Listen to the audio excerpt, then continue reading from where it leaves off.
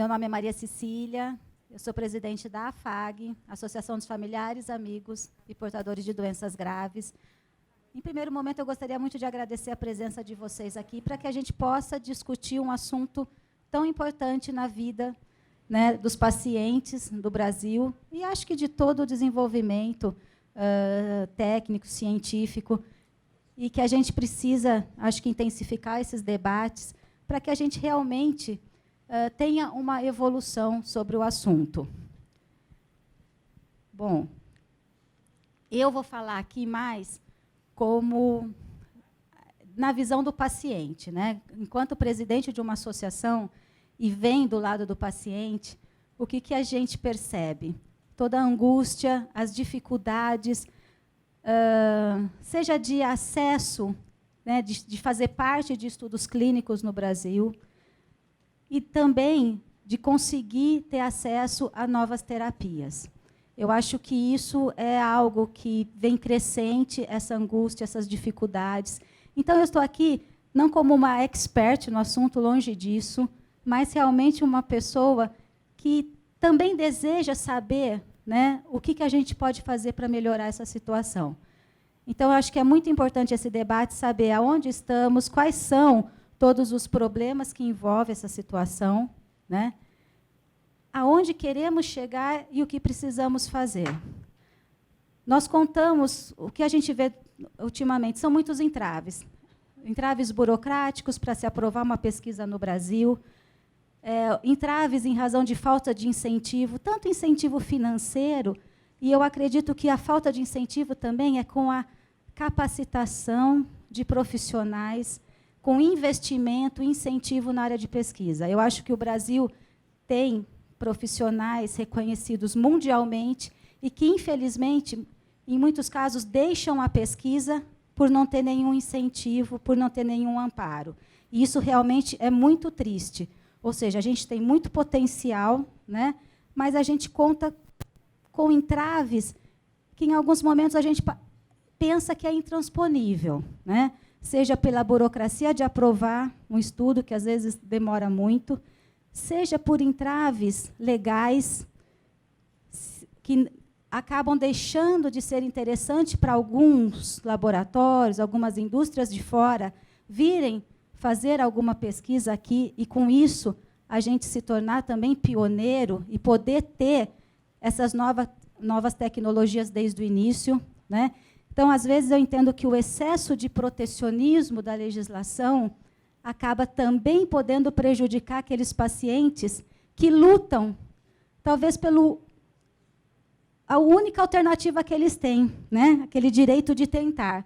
Então, eu acho que cabe aqui uma reflexão, né? A gente está aqui com vários atores envolvidos nisso, né? E é essa a intenção, é criar esse debate. Aqui tem a Associação de Pacientes, eu, o Tony da Casa Hunter, nós temos representantes do Conselho Federal de Medicina, representantes do órgão regulador da Anvisa, nós temos aqui representantes de um grupo de pesquisas e que vai nos contar um pouquinho da trajetória deles nisso e de como eles estão fazendo, até para tentar driblar um pouco essa burocracia e a falta de incentivo.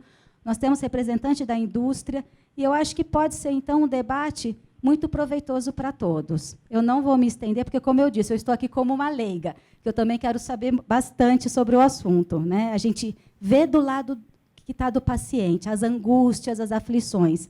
Mas o que a gente pode fazer para melhorar isso? Tá bom?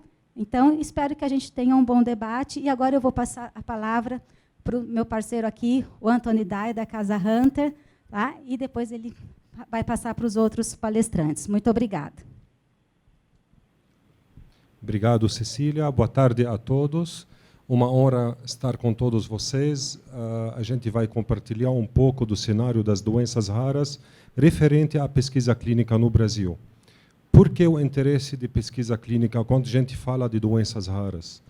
Todo mundo sabe que nós temos, na teoria, em torno de 7.900 doenças catalogadas. Só que dessas doenças só temos em torno de 3% de medicamento, de tratamento medicamentoso.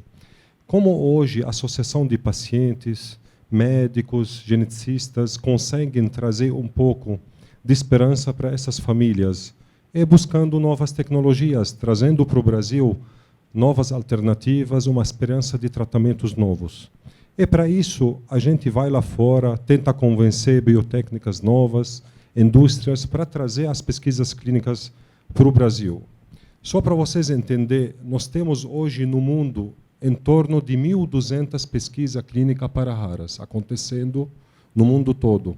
Na América Latina, em torno de 36, e no Brasil, somente 24. Por que só 24 no Brasil ou 30 pesquisa? Eles alegam, quando a gente procura a indústria para trazer novas tecnologias, 2, 3 anos atrás falavam da burocracia, da demora, de aprovação, CONEP e Anvisa. Hoje, o cenário CONEP, o parecer da CONEP, que era 2, 3 anos atrás, 11 meses, hoje virou praticamente 30, 40 dias. A Anvisa tem um RDC de priorização fast track para doenças raras que o parecer em torno de 3 meses. Então, referente à burocracia de aprovação, isso foi resolvido o problema. Nós temos outro tipo de problemas. Temos uma resolução do Conselho Nacional da Saúde 466 de 2012. Essa resolução, um dos artigos dela fala referente à obrigatoriedade da indústria farmacêutica arcar com participante de pesquisa para o resto da vida. Quando se trata de uma doença comum, pressão alta, diabetes, não seria problema onde milhares de pacientes estão envolvidos e vão ser beneficiados. Quando a gente procura essas novas empresas que têm novas tecnologias, ninguém aceita vir para o Brasil, onde vai participar mais ou menos 10 a 15 pacientes numa pesquisa clínica, e a população geral diagnosticada dessa enfermidade não ultrapassa os 100 pacientes. Então, fica inviável. E isso está sendo a única entrave hoje, realmente, para a pesquisa clínica. Claro, nós estamos trabalhando com a CONEP, com o Ministério da Saúde, para que haja um adendo específico para as pesquisas de raras. Quem sabe a gente consegue, para início de ano que vem, aprovar algum modelo específico e consegue trazer mais pesquisas para o país. Só que temos também outros tipos de problemas também que eu quero colocar aqui referente às pesquisas de raras. Aqueles medicamentos que eram considerados droga órfã 10 anos atrás, a maioria para as doenças lissossômicas ou as doenças de depósitos, que conhecidos de reposição enzimáticas, né?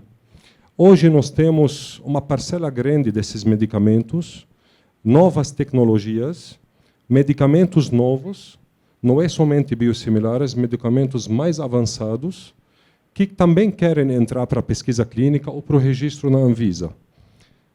Só que o problema disso daí, que eu acho que a doutora Flávia depois vai explicar para a gente, que o jeito que a Anvisa estuda um registro de um medicamento novo ou pesquisa clínica nova tem que ser bem diferenciado do medicamento comum. Porque o que acontece? As parcelas, os pacientes que têm um tipo de doença rara são pequenas, as parcelas são pequenas. Já é difícil de você recrutar paciente para uma pesquisa clínica, órfãos. Imagina quanto você já tem um medicamento há 10 anos no mercado. E você tem outro medicamento similar, mas melhorado. Como você consegue recrutar pacientes virgens? Isso é a primeira dificuldade. Ou quantidade grande de paciente. Por isso que eu acho que tem que ser realmente diferenciado esse caráter, né, de estudo, de pesquisa clínica, e sempre ser considerada a opinião do pesquisador ou de um petit comitê formado que podem realmente julgar esses casos de pesquisa clínica. Eu acho que, a meu ver, claro, a gente estamos aqui para aprender mais sobre isso, mas eu espero que a gente consiga, junto, trazer novas esperanças. Eu acho que o Brasil avançou muito, com a CONEP e a Anvisa, avançou muito referente à pesquisa clínica, e a gente espera conseguir trazer mais novas tecnologias para o próximo ano. Muito obrigado a todos.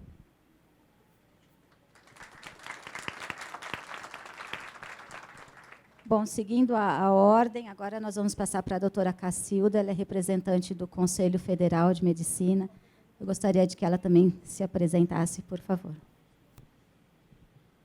Bom, é um prazer estar aqui com vocês e falar de um tema, representando o Conselho, que é um tema extremamente importante, né? A incorporação de novas tecnologias na área de saúde, na área médica, ela é uma função do Conselho delegada por lei.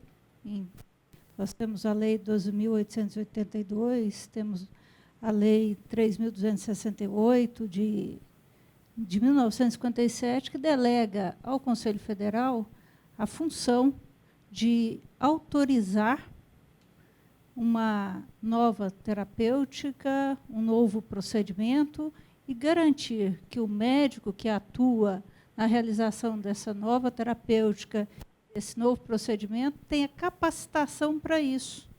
E que, aonde for fazer, também tenha a condição de realizar esse procedimento, né? Então, o médico não pode ser um aventureiro que viu num congresso um novo procedimento e não, então agora eu vou fazer essa técnica, que essa técnica é nova, e eu vou fazer porque vai beneficiar os pacientes, eu vou ser o único a fazer e eu vou ganhar dinheiro com isso. Não, o Conselho ele tem a função precípua definida por lei de garantir que as pessoas que forem se submeter a um novo procedimento possam ter a segurança de ser submetidas a esse procedimento por um médico capacitado, que elas não vão servir de anima nobre, né? Elas não vão servir de experimento para aquele médico aprender. Nós passamos recentemente, há cerca de 30 anos, todos devem se lembrar da cirurgia laparoscópica, que começou dessa forma. Os médicos, naquela época, não precisavam aprender a fazer cirurgia laparoscópica em animais. Muitos começaram a fazer cirurgia laparoscópica em humanos. E quantos mortos nós tivemos por isso? Hoje é um procedimento corriqueiro, ensinado nas especializações de cirurgia, todos fazem, mas naquela época não era. Quantas pessoas morreram? Então, o Conselho ele precisa garantir, o Conselho é um instrumento da sociedade para garantir a segurança, para garantir a capacitação dos médicos que vão fazer esses procedimentos, que vão incrementar terapias. Recentemente, em 2012, nós resolvemos, no Conselho, tornar uma obrigatoriedade um rito de submissão de novos procedimentos para serem aprovados. Até então, o Conselho ficava sabendo de uma nova terapia, um novo procedimento que estava sendo feito por alguns médicos, pelo Fantástico, pelo Faustão, né? E aí vinha, depois que o Conselho ficava sabendo, ele ia atrás, e aí quem está fazendo, como é a formação que esse médico tem que ter para fazer esse procedimento? Esse procedimento realmente é eficaz, é seguro, traz benefício, né? Então, a partir de então, ele regulamentou isso através de uma resolução e, para o médico fazer um novo procedimento, considerado inédito no Brasil, ou novo, de qualquer forma, ele tem que submeter um projeto que tenha sido feito, um estudo clínico, né, com todas as suas fases. Ele tem que submeter a um comitê, que é uma comissão do Conselho Federal de Medicina, que vai elencar uma comissão de experts, que vai analisar os resultados, vai analisar o que é necessário para esses médicos realizarem esse procedimento com segurança, com bons resultados, né?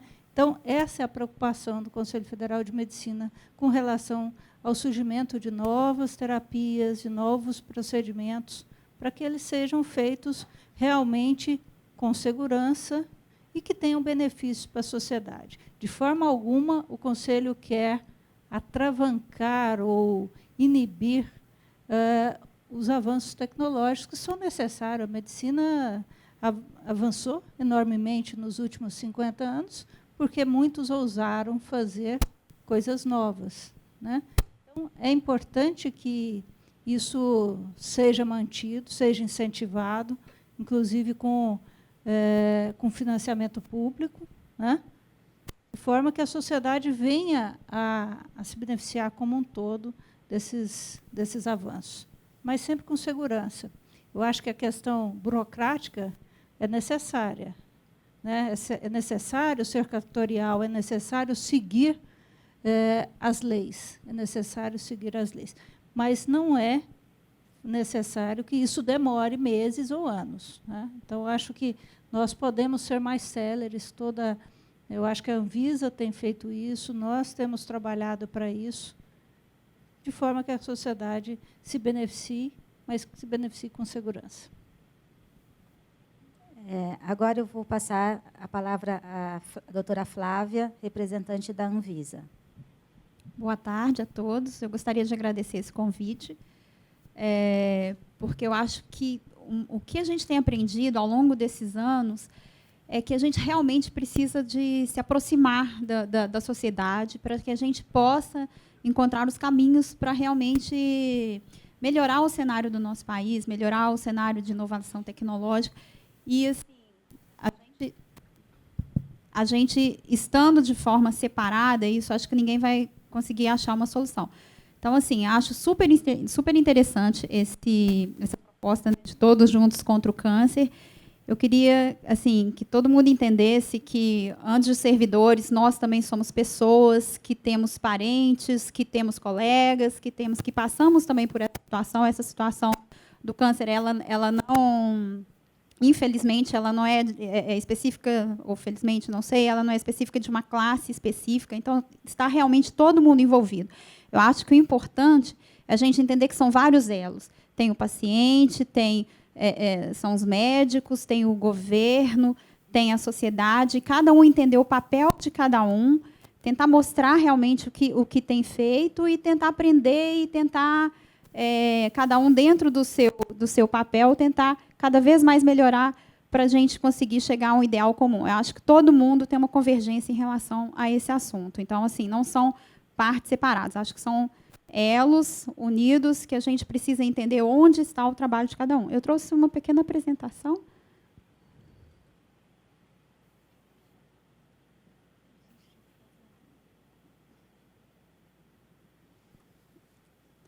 Acho que eu vou ficar em pé.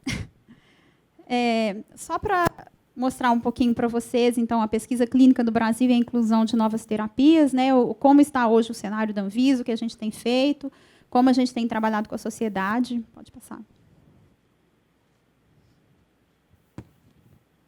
Então, primeiramente, né, a Anvisa ela tem como missão proteger e promover a saúde da população mediante a intervenção nos riscos decorrentes da produção e do uso de produtos e serviços sujeitos à vigilância sanitária em ação coordenada e integrada no âmbito do Sistema Único de Saúde.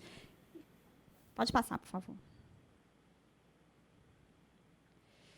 Então, no regimento interno da Anvisa, a Anvisa tem como competência a anuência em pesquisa clínica de medicamentos e produtos biológicos e inspeções em boas práticas clínicas. Pode passar, por favor. Então, uma pergunta que sempre tem, mas por que aprovar pesquisas clínicas no Brasil, sendo que muitas vezes essas pesquisas já foram aprovadas em outras agências reguladoras, já foram aprovadas no FDA, já foram aprovadas no EMA, por exemplo? Primeiramente, a verificação do devido cumprimento das boas práticas clínicas. Eu não sei se todos vocês sabem o que são as boas práticas clínicas, mas são princípios adotados que são necessários para a proteção daquele sujeito de pesquisa, do participante da pesquisa clínica, bem como garantir que aqueles dados realmente eles não são dados manipulados, falsificados, que vão realmente dar o resultado em relação àquela pesquisa clínica. Precisa verificar se o medicamento experimental está sendo produzido de acordo com as boas práticas de fabricação. Então, assim, não é simplesmente se conduzir uma pesquisa clínica. A gente precisa também saber da qualidade daquele medicamento que está sendo administrado nos pacientes. Ok, já teve uma pesquisa clínica, já teve uma aprovação do FDA, já teve uma aprovação do EMA, mas eu não sei se vocês sabem também, existem condições especiais de países. Por exemplo, o nosso clima é muito diferente do EMA, dos Estados Unidos. Então, assim, existe todo um trabalho que precisa ser feito de estabilidade, que a gente precisa de avaliar na zona climática onde o nosso país está. Então, por isso, assim, existem as diferenças que a gente precisa avaliar. Então, não é só dizer, essa pesquisa clínica está sendo aprovada lá fora e automaticamente ela pode vir para o Brasil. Verificação se a pesquisa responderá a questionamentos futuros para o registro do medicamento experimental. Verificação se as pesquisas clínicas consideram os tratamentos padrões estabelecidos para o Brasil. Muitas vezes essas pesquisas têm um plano de desenvolvimento totalmente voltado para os países em desenvolvimento. E, assim, uma coisa muito importante realmente é essa aproximação entre a Anvisa, entre o setor regulado, entre a sociedade. A gente tem visto, assim, com orgulho, essa mudança da RDC 9, que algumas empresas têm falado com a gente, eles têm colocado o Brasil no plano de discussão para o plano de desenvolvimento, querendo saber o que o Brasil tem como terapia padrão, o que a gente utiliza aqui no SUS. Então, assim, isso é muito interessante. É sinal de que a gente está começando a ganhar um respeito mundialmente falando. Isso, para a gente, é muito importante. Pode passar, por favor. E as vantagens de se realizar pesquisa clínica no Brasil? Por que realizar pesquisas clínicas no Brasil? Primeiro, o conhecimento do perfil da população brasileira. Você ter aqui um medicamento registrado que realmente foi estudado na população brasileira é um ganho para a gente, né? E, assim, principalmente no sentido dos antineoplásicos mesmos, tem tanta questão de biomarcadores, tem tantas questões de particularidades dos pacientes, que saber que aquele estudo foi estudado na nossa população, há uma probabilidade daquele estudo ser muito mais representativo da nossa população. Traz desenvolvimento tecnológico para o país, sem dúvida, aperfeiçoamento e treinamento das equipes envolvidas na pesquisa clínica, oportunidade aos pacientes participarem de estudos com tecnologias de avanço, oportunidade de um monitoramento e acompanhamento mais próximo por parte da equipe médica. E por que o Brasil atrai pesquisa clínica? O que não atrai e o que atrai? Atrai porque a gente tem, sim, um corpo médico respeitado mundialmente. Assim, sempre que a gente conversa com as empresas, é isso que elas passam para a gente, que a gente tem uma equipe de saúde respeitada mundialmente. E a gente tem pacientes também com características... são populações bastante... uma mistura, né? O Brasil é uma mistura. Então, assim, a gente consegue aqui ter uma população muito interessante para ter uma boa representatividade da população como um todo. Então, assim, o Brasil é um lugar atrativo para conduzir pesquisa clínica. Mas o que acontece? O que são as grandes reclamações? E, por isso, a gente acabou pensando e tendo que alterar a resolução de pesquisa clínica. São os prazos. Né? Então, assim, uma coisa que há 3 anos atrás a gente era muito cobrado eram em relação aos prazos, que a gente perdia muitas pesquisas clínicas que poderiam acontecer aqui no Brasil e perdia por causa dos prazos. Então, realmente, foi um momento que a Anvisa teve que pensar e falar, olha, alguma coisa está errada, a gente vai ter que rever essa norma. A gente demorava até 11 meses para começar a avaliar uma pesquisa clínica. Muitas vezes, quando a gente começava a avaliar, recebia o retorno da empresa, falando, não precisa mais de avaliar, que essa pesquisa já, principalmente os estudos que são competitivos, a pesquisa já estava ocorrendo, fechou o recrutamento e o Brasil não vai mais participar. Isso, assim, isso dói até para a gente que está lá. Assim, eu queria que vocês entendessem, como eu coloquei no começo, não é uma situação assim de divergência. Todo mundo, eu acho que todo mundo aqui espera a mesma coisa. A gente quer que as pesquisas melhorem, quer que o Brasil possa acompanhar essas pesquisas, mas, assim, cada um dentro do seu papel. E a Anvisa, o papel dela é ter essa avaliação de risco-benefício. A gente também não pode tomar ações não baseadas em conhecimento científico. A gente precisa disso, mas a gente, sem dúvida, tem que procurar maneiras mais inteligentes de trabalhar para a gente otimizar fluxos, para a gente melhorar os nossos prazos. E foi isso que a gente tentou fazer com essa nova resolução. Pode passar, por favor. Então, disso, como eu disse, surgiu a necessidade de revisão da norma, da necessidade de melhoria contínua do processo de aprovação de ensaios clínicos, necessidade de melhoria do ambiente de inovação do setor saúde no Brasil, da necessidade de tornar o processo de avaliação de ensaios clínicos mais eficiente e eficaz, com uma melhora do tempo, uma diminuição de recursos sem comprometer a qualidade, e a necessidade de casos envolvidos na aprovação regulatória dos ensaios clínicos em território nacional, resguardando-se todas as prerrogativas e garantias de boas práticas clínicas. Pode passar, por favor. Com isso, a gente fez assim, um trabalho muito extenso. A gente começou a estudar realmente como os países faziam para aprovar essas pesquisas clínicas. E a gente foi tentando realmente montar um quebra-cabeça do que seria melhor para o nosso país, onde o Brasil conseguiria se encaixar, onde ele não conseguiria. E a gente acabou fazendo uma resolução um pouco parecida com a do FDA, mas com as nossas particularidades. Então, hoje a gente avalia o dossiê de desenvolvimento clínico de um medicamento. O que é isso? A gente tem uma avaliação do medicamento experimental. Antes, a gente avaliava protocolo por protocolo, então era peça por peça. A gente só juntava esse quebra-cabeça na hora do registro. E isso era muito complicado. Então, quantas vezes a gente via um estudo clínico e perguntava, vocês vão fazer estudo com a população X? Vão fazer... Porque isso só era verificado no momento do registro. E, assim, isso tomava um tempo enorme, porque a gente realmente era uma coxa de retalhos onde a gente não conseguia juntar um quebra-cabeça mesmo, onde que essas peças só realmente fariam sentido no momento do registro. Então, esse dossiê de desenvolvimento clínico de medicamento, com essa nova RDC 9 de 2015, ela tem como principais documentos técnicos que a gente avalia um plano de desenvolvimento do medicamento. O que é isso? Ali ele conta para a gente todo o desenvolvimento clínico dele, seja o que ele já fez, seja o que ele pretende fazer ainda. Um dossiê do medicamento experimental, que é essa parte da qualidade que a gente passou a avaliar com muito mais rigor.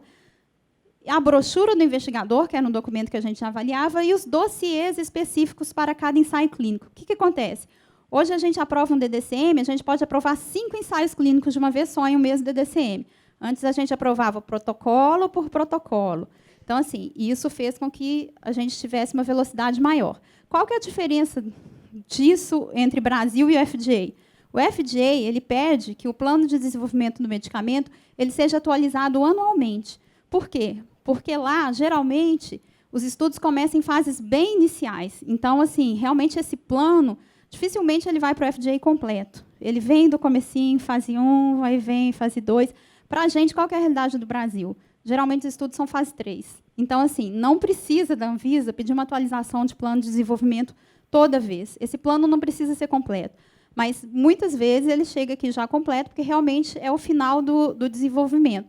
Isso é o cenário dos países em desenvolvimento. Geralmente, o conhecimento das fases mais iniciais ficam onde estão realmente as matrizes das empresas. Então, geralmente, esse começo se dá na Europa, se dá nos Estados Unidos. Pode passar. Só para lembrar, então, antes, com a RDC 39, a gente avaliava só a brochura de documentação técnica robusta, né? E o dossiê específico, mas era um dossiê por cada avaliação. Então, nossa fila era enorme, porque essa fila era a cada protocolo. Então, quem é de indústria que sabe disso, assim, cada protocolo significava um processo lá na fila. Pode passar, por favor. Então, as principais alterações, como eu disse, são a questão dessa documentação técnica, de plano de desenvolvimento, resumo de segurança, dossiê do medicamento experimental e o protocolo clínico. As maiores alterações foram esse plano de desenvolvimento e a questão de poder avaliar vários protocolos clínicos em um mesmo processo. E o que acontece? A norma ela tem o período, uma previsibilidade que a Anvisa nunca deu. Pode passar. Então, os prazos são estabelecidos no artigo 36 da norma, que a Anvisa avaliará o DDCM em até 90 dias. E para as exceções, que são aqueles processos, aqueles medicamentos, aquelas situações que a gente vê com maior risco, a gente demora 180 dias para avaliar. Mas eu acho que vale a pena ressaltar uma coisa aqui importante, que isso, a gente está falando da primeira avaliação, do primeiro plano de desenvolvimento. Se vem um plano de desenvolvimento falando, isso casou muito bem essa nova filosofia, principalmente com a imunoterapia, que você tem um processo de desenvolvimento clínico muito grande, que você tem uma quantidade enorme de ensaios clínicos fases 3. Então, assim, se esses ensaios clínicos já estão informados no plano de desenvolvimento, quando eles mandam um protocolo para a gente, em média, a gente libera esse protocolo em 30 dias. Então, assim, é um prazo bastante atrativo, na verdade, para as empresas fazerem estudo clínico. Então, assim, a gente tem percebido que essa RDC a gente está no caminho certo. Pode passar. Então, o que acontece com essa questão de prazos, né, que é o que a gente mais trabalha, que a gente tem que trabalhar, que é aquilo que a gente é mais demandado?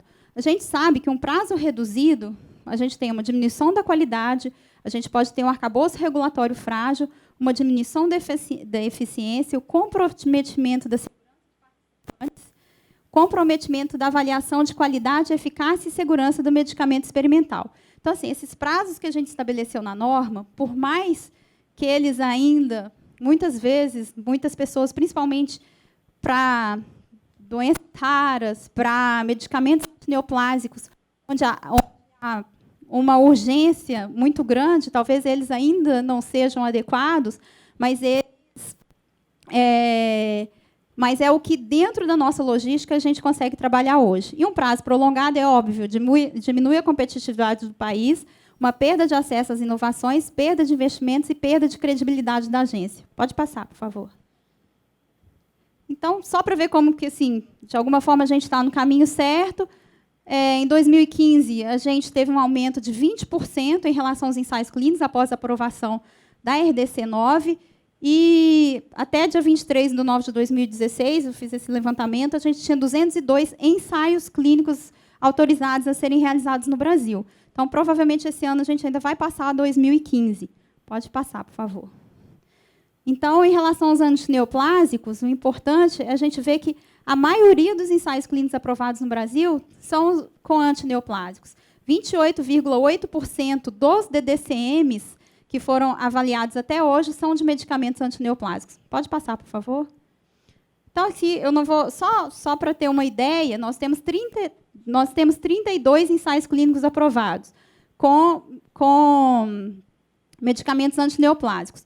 E alguns deles com uma quantidade considerável de ensaios clínicos, como o caso da atezolizumab, o ibrutinib. Pode passar, por favor. O pembrolizumab, que a gente teve 14 ensaios clínicos, ipilimumab. Então, assim, o Brasil tem participado dos ensaios clínicos. Pode passar, por favor. Então, no caso das terapias de avanço, nos casos dos imuno-oncológicos, todos esses imuno-oncológicos estão tendo pesquisas no Brasil com eles. Tremelimumab, pembrolizumab, atezolizumab, avelumab, nivolumab, ipilimumab, o xilonix, durvalumab, todos têm ensaios clínicos conduzidos no Brasil com esses medicamentos. Pode passar.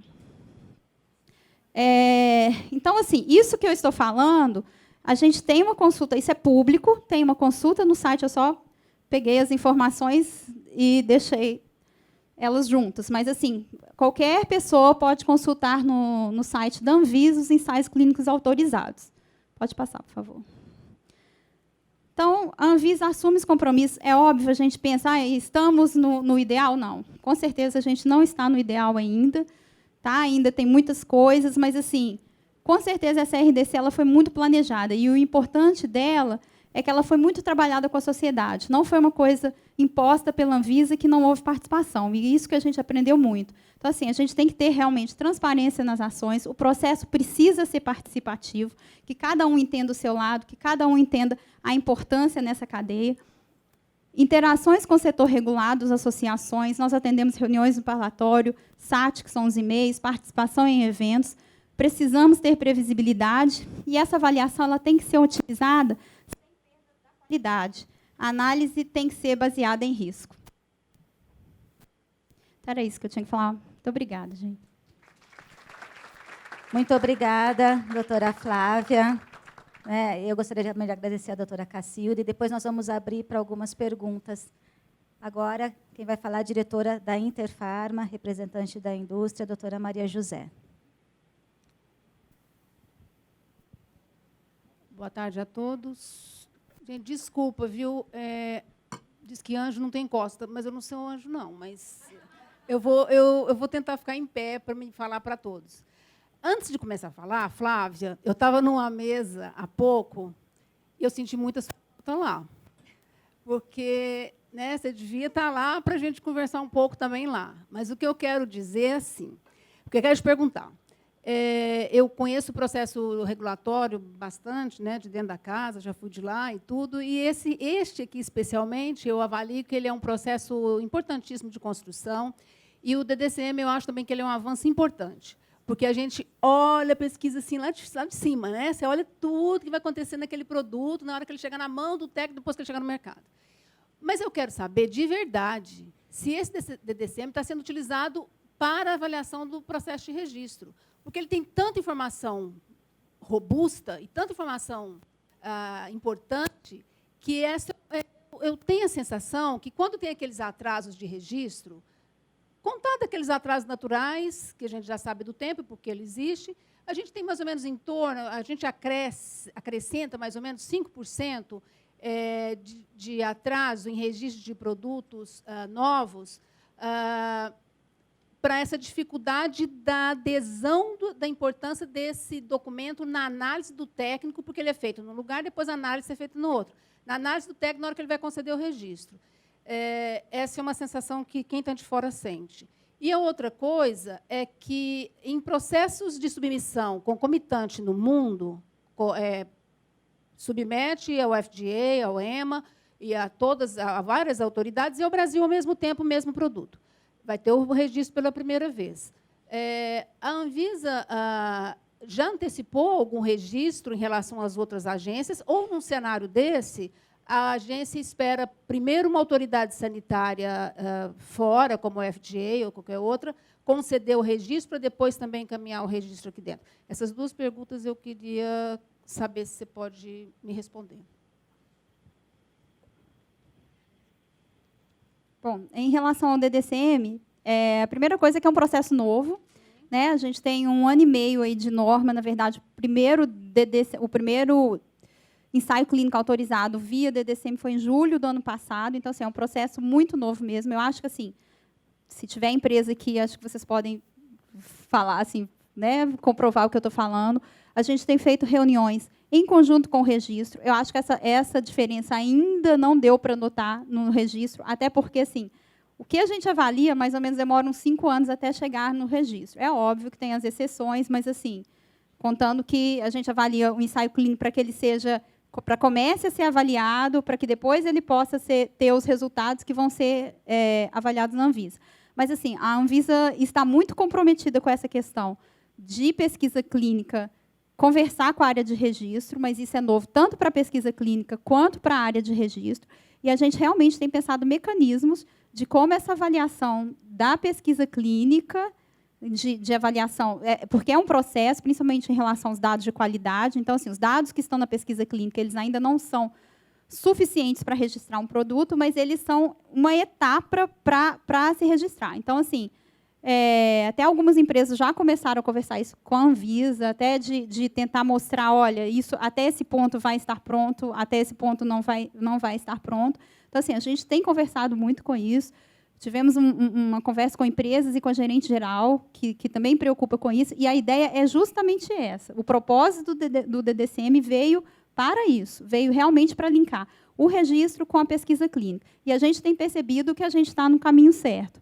Não vou falar, está perfeito ainda? Claro que não. Mas, assim, a gente tem percebido, até pelos números, que é por aí mesmo. Em relação ao registro, a gente não precisa esperar uma agência. A Anvisa é uma agência independente, ela não precisa esperar a aprovação de EMA e de FDA. Um caso desse é a própria vacina da dengue, que a vacina da dengue não era de interesse dos Estados Unidos por uma questão epidemiológica, não era interessante para os Estados Unidos para o EMA. Então, a gente não tem não tem isso legalmente, não tem isso nem em termos assim, né, internalizados na agência, de ter que ter uma aprovação em alguma agência para ser aprovado na Anvisa. É óbvio que você tem uma avaliação prévia do FDA, do EMA, isso é uma coisa que já pesa, e inclusive, a gente tem até conversado bastante com as agências reguladoras, a gente tem cooperação em alguns casos, e isso é bom, mas, assim, isso não é o ponto que você tem que ter um registro no EMA, você tem que ter um registro no FDA para ser aprovado na Anvisa. Tá?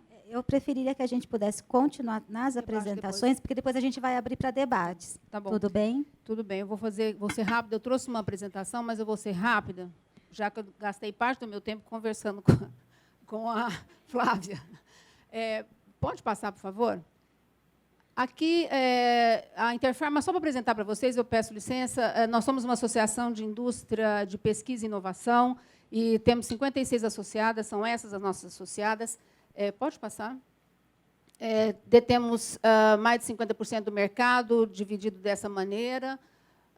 Pode passar? E o DNA das nossas empresas é fazer pesquisa e inovação.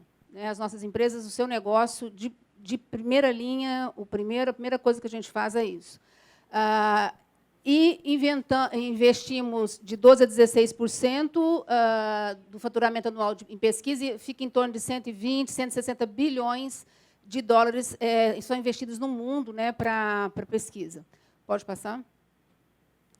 As biofarmacêuticas americanas, aí, quando você olha o cenário de inovação, né, as farmacêuticas ela investem mais do que outros setores. Pode passar. Investimento. Pode passar. Não. Entre 2014, o número de novas entidades químicas ou biológicas, o mercado aumentou para 215. Isso em um ano, em 4 anos. 162 em uma década era o cenário anterior. Então, a gente tem um avanço muito grande também em pesquisa e desenvolvimento de novas possibilidades terapêuticas. E isso agora tem é crescente, é muito rápido esse acréscimo. De acordo com o estatística da Comissão Europeia, de 5 a 10 maiores empresas globais de pesquisa e desenvolvimento de 2013 foram as farmacêuticas. Com aquele slide primeiro também, a gente já tem essa informação. O custo de desenvolvimento de uma única droga ultrapassa a 1,5 bilhão, em comparação a 138 milhões em 75. Então, o custo também aumentou bastante. Aumentou tanto o número de inovações e de pesquisas, né, de olhar para esse cenário de doença e entender o que precisa, quanto também aumentou bastante o custo da pesquisa. E isso, naturalmente, vai refletir depois no custo desse produto, porque é isso que faz girar a inovação e é isso que faz com que as indústrias continuem pesquisando. A capacidade de entregar a inovação e a capacidade de que esse retorno ocorra não só para os empresários, mas também suporte outras pesquisas, novas pesquisas, para além daquelas que foram pensadas. Pode passar? Aqui, indicador global de inovação, se vocês deram uma olhada, são um pouco mais de 100 países, nós estamos na 99ª posição, então esse também a gente está, né, aí correndo atrás de alguma coisa que nós precisamos de tentar encontrar alguma, como diz o meu parceiro da outra mesa, alguma avenida, alguma rua, não sei o quê, algum caminho que nos leve a algum lugar. O Waze, pois é, se tivesse um Waze para isso, era bom mesmo. Nunca mais a gente chegava atrasado, estava tudo em cima da hora e programado para chegar certo. Pode passar? Então, hoje, em pesquisa no mundo, aqui a gente fala de tudo, né? Mais de 200 mil pesquisas estão em andamento nesse momento no mundo todo, mas pesquisas que estão em andamento no Brasil, menos de 1% desse total. Nós temos lá 2.301 pesquisas. E aí a gente tem vários motivos para isso, né? A gente tem travos regulatórios, a gente tem problemas de cenário político e econômico, a gente tem muito. Enquanto o país ele é atrativo do ponto de vista de pesquisa, porque ele tem uma população de mais de 200 milhões, pensa, gente, que país tem isso? 200 milhões de brasileiros, cada região, esse indivíduo é de um jeito, nós somos riquíssimos para pesquisa. Entretanto, temos algumas coisas que nós precisamos ultrapassar para que isso possa ser uma realidade para a qual a Flávia menciona e para a qual eu acho que é importante. Nós temos que ser sujeitos de pesquisa, sim, porque nós temos uma zona 4 de temperatura e nós temos uma população miscigenada, totalmente diferenciada do restante do mundo. Pode passar? Aqui são os estudos que estão ocorrendo no mundo, né? De doença rara, eu tenho uma informação nessa fonte de 618, e estudos no Brasil são 5. Pode passar? Em fase 3, que é aquela fase já de pesquisa mais próxima para registro, no mundo são mais de 13 mil, e em 4, que o produto está no mercado, né, mais de 8 mil. Pode passar? E aí, centro de pesquisa, né, aí a gente começa a entender, talvez, por que a gente não tenha tanta pesquisa. Comparativo em relação ao mundo, nós temos apenas 1,4% de centros que seriam de pesquisa comparada ao mundo. E centro de pesquisa é o espaço onde ela pode acontecer. Hoje, nós temos pesquisa em fase 3, porque em fase 1 e 2 nós não temos espaço adequado para se realizar aqui. Então, tem obrigatoriamente que começar lá fora, para depois vir para cá, para a fase 3 e 4. E é onde a gente perde, porque os entraves regulatórios, CONEP, Anvisa, que eu reconheço todo o avanço e toda a melhoria que tem, às vezes a pesquisa, como a Fábio acabou de falar, já foi, não dá para esperar. O mundo está tocando a pesquisa e vai acabar a pesquisa, tem prazo de entrega, tudo aquilo é muito organizado para que se conclua. Então, nós perdemos, e quando a gente perde uma pesquisa, significa que mais de 3.000 pessoas, ou mais do que isso, ficou sem o benefício futuro daquela possível terapia. Então, é importante refletir também sobre isso, como que o país quer isto para essa população. Pode passar? Tempo de aprovação em pesquisa clínica, esse dado não é tão recente, pode ser que também que a gente tenha melhorado aqui, mas é 2 vezes mais o tempo de aprovação aqui em relação ao dobro da média do mundo, entre 4 e 5 meses, que é o tempo da América Latina, a gente consegue gastar mais tempo. E tem alguns estudos, né, de 16 estudos na área de câncer, doenças raras e diabetes foram perdidos apenas em 7 empresas em 4 meses. Se mais ou menos uma média de 3.000 pacientes para cada estudo, 16 vezes 3, eu fiz direito, porque eu não gosto de matemática. Alguém faz a conta e me fala. E aí nós estamos aqui, né? O Brasil está nessa posição do tempo, lá é 1 ano nessa época aqui. Pode passar? Pesquisa clínica e mercado. Então, nós estamos em 13º lugar em relação à pesquisa clínica, e no mercado nós somos o 7º. Né? Nós queríamos muito que tivéssemos, pelo menos, dizem que seremos o 4º para mercado em vendas. Era bom que a gente tivesse mesmo na mesma linha, né, com pesquisa, que era um bom resultado para a população brasileira. Pode passar? Pode passar. Então, aí olhando, o que você pensa? O que leva a inovação? Né? Investimento em pesquisa e desenvolvimento, lógico, é o que as nossas empresas fazem, e também algumas empresas brasileiras, com certeza. Recursos humanos capacitados, e aí a gente tem uma dificuldade grande, a gente tem um déficit de recurso humano com conhecimento adequado para desenvolvimento de pesquisa. Por isso, o governo brasileiro tem tantos programas, mas ainda formamos poucos doutores e formamos poucos pesquisadores. E, quando eles são bons mesmo, eles vão embora. Né? Eles não ficam aqui, eles vão para outro lugar, vão fazer doutorado lá fora e não voltam. Então, porque também o Brasil tem pouca atratividade para essa pessoa que encontrou um caminho legal para a sua profissão. Facilidade para fazer negócio em função das regulações públicas. E como que se mede a inovação? Né? Como é que você sabe que você está bom ou não? Qual que é o termômetro? São depósitos de patente. E aí, de novo, nós temos um problema grande para isso. Então, esses 10 países representam 80% de investimento mundial em pesquisa e desenvolvimento, enquanto os Estados Unidos investe 447 bilhões de dólares, nós investimos 30 mil dólares. Mas estamos lá, né, na lista. Passa, por favor. Quais países tiveram maior investimento per capita? Então, você tem Singapura, com 1.694 dólares per capita, né? E o Brasil com 151 dólares per capita. Então, vai explicando porque as coisas, né, não, porque aqui talvez ainda não é uma avenida, talvez seja uma pequena rua, uma rua estreita. Esse da pesquisa da inovação. Pode passar? Um beco que não tem saída, né? Aqui a gente tem que encontrar a saída. País com falta de recurso humano está lá, o Brasilzinho lá no 3º lugar. Não, Brasilzão, né? É nosso, né? A gente mora aqui, não tem jeito de ser Brasilzinho. O Brasil está lá, pertinho de quem? Do Japão e da Índia. Pode passar? Investimento em pesquisa e desenvolvimento é aquilo que eu falei lá atrás, né? Olha que interessante esse quadro. Nós temos a maior dificuldade mesmo é recurso humano, é conhecimento para que isso possa acontecer aqui. O entrave regulatório, ele é quase um dos últimos itens ali que traz problemas para as nossas empresas, né, para fazer isso aqui. Porque nós temos interesse, na verdade, porque é tudo isso que eu já disse aqui. Né? O país é um país interessante para a pesquisa. Pode passar? Depósito de patentes, então, o que mede inovação é patente, aí você olha para esse cenário. Tem um comparador aqui entre 2014 e 2015, né? Os que estão com setinha vermelha já sabem, né, gente? Caíram.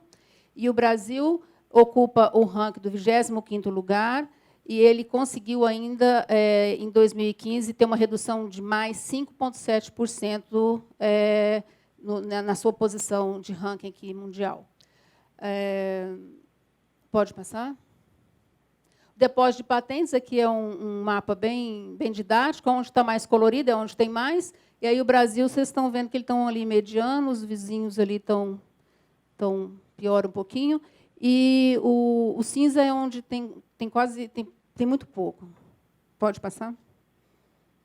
Depois de patentes, esse gráfico eu trago só para mostrar o Brasil. Eu não consigo alterar a cor, porque são cores, essa é uma imagem, mas o Brasil está quase que uma linha, né? Ele dá uma crescidinha, depois ele volta, só para vocês entenderem como que o depósito continua numa linha sem evolução. Pode passar? Depósito de patentes, esse aqui demonstra melhor, porque ele compara, né? A Coreia do Sul, China, que é crescente, ou a Espanha mesmo, que talvez tenha crescido menos, a Rússia, que cresceu e depois teve um declínio, mas nós continuamos uma reta. Né? Pode passar? E aí tem esses 2 marcos normativos que são importantes na discussão quando se fala em inovação, né? Um já vigente, que teve uma atualização recente, e o PL 200 está em tramitação. Essa movimentação a gente olhou ontem, está aguardando designação de relator na Comissão de Relações Exteriores e Defesa Nacional. Pode passar. Essa é uma publicação que nós fizemos sobre inovação, é a única que nós temos. Nós estamos trabalhando agora uma segunda publicação. Essa chama da bancada ao mercado. É como que um pesquisador, dentro de uma universidade brasileira, pode entender o processo de inovação e de pesquisa. Então, tem todo o passo a passo. Ele pensou numa coisa que é uma inovação, aí ele vai pesquisar alguns bancos, aí ele vai verificar se é mesmo, e aí tem todo o passo a passo para que aquilo que ele pensou saia da bancada e chegue ao mercado. Então, essa é uma contribuição que a gente fez para fomentar a mesma inovação. A gente sempre está divulgando e distribuindo. Pode passar. E é isso. Eu queria agradecer mais uma vez a Cecília e o Tony o convite, e deixo meus contatos. Eu fico à disposição depois para responder as perguntas, e eu espero que eu consiga responder todas. Muito obrigada. Nós agradecemos muito, Maria José. Realmente foi muito esclarecedor e, infelizmente, um pouco preocupante. Agora nós vamos passar para que o doutor José Francisco Franco dê a sua opinião sobre o assunto, como médico que vivencia isso no dia a dia. Então, boa tarde a todos, né? Desculpe pelo atraso, né? Eu não usei o Waze. Eu sou médico geneticista e pediatra. O médico geneticista ele já é raro pelo próprio nome da própria especialidade, né? Então ele é uma especialidade, infelizmente, difícil de encontrar, né? O médico geneticista no país tem menos que 200 médicos geneticistas, infelizmente. E a genética médica, a especialidade da genética médica, ela funciona como médico de família, né? E cuida de patologias raras, tanto é que eu, juntamente com a Casa Hunter, eu faço uma parceria atendendo os pacientes da Casa Hunter. E o médico geneticista ele trabalha também com doenças oncológicas, né? Porque em torno de 10% dos cânceres são de caráter hereditário, tem uma repercussão na família. E o médico geneticista também ele trabalha com as dismorfias, né? As síndromes dismorfológicas, trabalha com os erros inatos do metabolismo, da qual eu fiz a minha tese com os erros inatos do metabolismo, e trabalha com as doenças neurogenéticas. Então, a genética abrangendo várias outras especialidades e vários caminhos, né? E eu tenho aqui a contribuir com o papel da pesquisa clínica, né? Na PUC, onde eu sou professor da medicina, eu faço uma pesquisa clínica em relação aos erros inatos do metabolismo com a mucopolissacaridose, que é uma doença genética, né, neurodegenerativa, crônica, multissistêmica e progressiva, que existem depósitos de mucopolissacarídeos, e esses mucopolissacarídeos podem acontecer e depositar em várias partes do corpo. E, a partir disso, eu faço, lá na PUC, um teste de triagem neonatal, onde eu tento fazer o diagnóstico precoce, porque parte dessas crianças, quando se faz o diagnóstico precoce, eu posso oferecer, principalmente, um transplante de medula óssea, né? E também o tratamento de reposição enzimática. Outra pesquisa que eu me insiro é lá no Hospital Sabará. E lá no Hospital Sabará eu faço uma pesquisa clínica com outro tipo de mucopolissacaridose, que é mais rara ainda, que é o tipo 7. Então, eu enfrentei na pele como que é inserir pacientes brasileiros numa pesquisa clínica lá fora. E, só resumindo para vocês, eu tive que levar esses pacientes brasileiros nos Estados Unidos, e agora eles estão na fase 3 lá no Hospital Sabará. Então, não foi fácil todo esse trâmite, todo esse processo, e a gente sente na pele como colocar um paciente inserir o paciente dentro de uma pesquisa clínica. E eu acho que mais tarde, na mesa redonda, a gente pode discutir mais ainda. Debate. Muito obrigado. Muito obrigada, doutor Franco. Bom, agora eu vou passar a palavra para o doutor Márcio, que vai contribuir com a gente um pouquinho da experiência dele. Eu também vou levantar, porque eu tenho uma apresentação. Boa tarde a todos. Queria começar agradecendo a organização do evento pelo convite. E eu vim aqui para conversar um pouco com vocês sobre a experiência que a gente tem no LACOG. O meu nome é Márcio De Biasi, eu sou médico oncologista. Eu dedico aproximadamente 50% do meu tempo à pesquisa clínica, uns 30% à atividade de ensino e 20% à clínica privada. Então, eu tenho uma vivência grande nesse campo e, especialmente agora, trabalhando como diretor científico do LACOG. O LACOG é o Grupo Latino-Americano Cooperativo de Pesquisa. Né? A oncologia é uma área muito onde a pesquisa clínica ela é muito intensa no mundo todo, e todo mundo se organiza em grupos colaborativos de pesquisa, e na América Latina a gente ainda não tinha um grupo formado e um grupo colaborativo propriamente dito formado, e nesse aspecto o LACOG é uma iniciativa pioneira. Eu tenho como eu mesmo passar? Não funciona? Tá.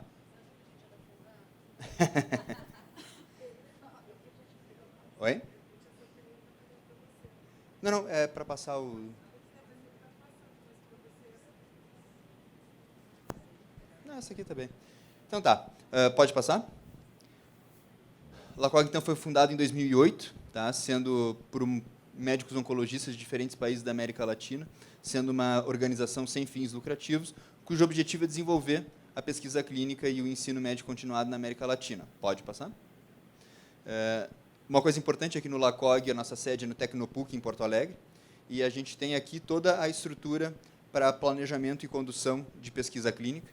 Então, nós contamos com um escritório onde a gente consegue fazer o delineamento da pesquisa, a CRF, o banco de dados, as análises estatísticas, o processo regulatório, o monitoramento e auditoria e a comunicação, que é a publicação científica dessas pesquisas. Pode passar? Nós contamos, então, com 170 membros, né, todos pesquisadores, em 103 centros de pesquisas, em 15 países diferentes da América Latina, então temos uma capilaridade grande em toda a América Latina. Pode passar? E contamos também com parcerias internacionais de grandes grupos colaborativos que nos auxiliam tanto na parte educacional quanto na parte de desenvolvimento de pesquisa. Pode passar? Então, uma coisa muito interessante dessa nossa mesa é a pluralidade dela. Ao mesmo tempo que nós temos pessoas que trabalham com doenças extremamente raras, eu trabalho com câncer. E câncer, por mais que alguns cânceres sejam raros, o câncer em si não é nada raro. Ele é uma epidemia mundial e, como a gente pode ver aqui, a América Latina é uma região que a gente tem uma prevalência e incidência de câncer de média para alto, e na medida em que a nossa população começa a envelhecer, esse cenário vai mudando e aumenta a incidência de câncer na América Latina. Pode passar? Pode passar. Passar de novo. Então, a gente vê que o câncer no mundo como um todo, ele tem uma tendência de aumento. E isso é um fenômeno que vai acontecer em todos os países. Pode passar? Pode passar. Mas esse aumento ele não é simétrico. Os países em desenvolvimento, aqui como developing countries, o aumento vai ser mais intenso, exatamente porque os países desenvolvidos já viveram a transição da pirâmide demográfica e nós estamos vivendo isso agora. Então, se hoje o câncer é um problema e é um problema sério para nós, a perspectiva é que nos próximos anos seja ainda mais. Então, iniciativas como essa, em que a gente discute de forma plural a pesquisa, o tratamento, são de vital importância, porque é uma realidade pungente no nosso meio. Pode passar? E uma das coisas que a gente se questiona é por que é tão difícil tratar o câncer, né? Tanto é difícil que, bom, a gente organiza-se um congresso para que a gente consiga se unir e pensar em estratégias. É porque a célula que está parasitando, destruindo e matando o organismo, ela pertence ao próprio organismo. Isso faz com que a gente, todo o desenvolvimento de novas drogas, toda a parte de pesquisa dentro do câncer seja extremamente complexo, consequentemente extremamente caro. E o tratamento também, né, porque se desenvolver uma droga é caro, é evidente que essa droga, quando for disponível no mercado, também vai ser cara. Pode passar? Aqui, então, eu trago um artigo que foi publicado em 2012 no New England, que é uma das principais revistas médicas, em que ele traz exatamente essa ideia da complexidade do câncer. Esse paciente, então, ele tinha um tumor primário no rim, e esse tumor que era primário do rim tinha se disseminado. Eles biopsiaram, fizeram várias biópsias no tumor primário e diferentes biópsias nas metástases. E mais ou menos 63% a 69% de todas as mutações detectadas eram diferentes. Então, é muito difícil a gente achar um tratamento que consiga combater todas essas células na medida que elas vão acumulando diferentes mutações. Isso faz com que o tratamento do câncer seja complexo e a pesquisa do câncer seja extremamente complexa. Pode passar? A gente então tem algumas grandes revoluções dentro da oncologia. Pela década de 50, com o Dr. Dana-Farber, a gente teve o início da quimioterapia citotóxica. Pode passar? Que é aquela quimioterapia clássica, que cai o cabelo, a que dá enjoo. E, a partir disso, não satisfeito com esse tipo de tratamento que a gente oferecia, a gente começou a pesquisar, bom, quais são os mecanismos moleculares que fazem um câncer crescer. A partir disso, pode passar, começam a vir as terapias-alvo. O que é a terapia-alvo? Bom, a célula do câncer é minha mesmo, mas é uma célula minha diferente, porque ela está crescendo muito mais do que as outras. Eu pesquiso molecularmente o que está fazendo essa célula crescer e tento interromper. A gente teve sucesso com essas terapias-alvo? Sim, muito sucesso. A gente conseguiu revolucionar o tratamento do câncer. Pode passar? E aqui é só um cenário, eu não tenho esperança de que ninguém consiga ler o slide, mas para que a gente tenha uma ideia de quantas terapias-alvo surgiram para o tratamento do câncer nos últimos anos. Pode passar? O problema com o alvo é que, às vezes, a gente erra o alvo. E isso, de fato, acontece. Por que acontece? Vamos passar? Vamos pensar aqui, esse slide ele só tem um defeito, a árvore é muito bonita, só que aqui, para minha comparação, a árvore é o câncer em si. Tá? Vamos supor que eu quero matar essa árvore, que é o câncer. Com as terapias-alvo, a gente descobre uma via molecular pela qual a célula está crescendo, a gente bloqueia essa via molecular, o câncer responde, o paciente vive mais e vive melhor, mas muitas vezes a gente não cura. Por que muitas vezes a gente não cura? Porque a célula consegue descobrir um outro caminho para crescer com o tempo. Né? Então, pode passar? É mais ou menos isso que a terapia-alvo faz. Ela consegue dar uma dificultada na vida do tumor, mas ela arranca as folhas, ela não corta o tronco, então acaba por recidivar. Pode passar? Então, a gente começou a pensar, bom, como é que eu faço para cortar o tronco? Pode passar? E surge a ideia da imunoterapia, que, na verdade, já era uma ideia antiga, mas foi aperfeiçoada nos últimos anos e começa um grande boom de pesquisa ao redor de imunomoduladores que, basicamente, eles soltam o freio de mão e liberam o tumor, liberam o sistema imune para combater o tumor. Pode passar? E, assim, essa conversa toda de pesquisa, de químio, de terapia-alvo, de imunoterapia, isso está fazendo diferença? As pessoas estão vivendo mais? As pessoas estão vivendo melhor? E a resposta é sim. Né? Se a gente vê aqui a tendência ao longo do tempo, especialmente a partir da década de 90, em diferentes tumores, em diferentes países, a mortalidade pelo câncer diminui. Mas espera aí, eu tinha dito que o câncer estava aumentando, e sim. Isso é o que significa que a ciência e o conhecimento humano conseguem vencer a luta contra o câncer, porque a partir do envelhecimento da população humana, a incidência do câncer aumenta, os números de casos novos aumentam, mas a mortalidade diminui. Então, começamos a curar mais câncer, né? Apesar de toda a complexidade da célula, apesar de toda a dificuldade do tratamento, dificuldade biológica do tratamento, a gente consegue curar mais câncer. Pode passar? Só que essa não é a realidade da estatística no Brasil. Pode passar? Pelo menos até 2011, a gente tem dados de mortalidade que vem crescendo, enquanto que no mesmo período, no mundo todo, a mortalidade baixava. Pode passar? Esse é um artigo que eu tive... Pode passar. É um artigo que eu tive a honra de participar, a gente publicou no Lancet Oncology, como vocês podem ver pela quantidade de autores, foi um consórcio de oncologistas internacionais e nacionais que se juntaram para escrever sobre como planejar o controle do câncer na América Latina. Pode passar? Por exemplo, um dos dados que a gente colocou nesse artigo, pode passar de novo, é a probabilidade de uma mulher morrer a partir do diagnóstico de câncer de mama. Então, claro que quanto maior o número, pior, porque maior é a chance de morrer a partir do diagnóstico. A gente vê, então, que a probabilidade de uma mulher morrer no Brasil é perto de 30%, que é pouca coisa melhor do que a América Latina, bastante inferior a Estados Unidos e países da União Europeia. Essa é uma realidade alarmante, a gente tem que mudar isso. Enquanto o mundo vence a luta contra o câncer, a gente perde. Pode passar.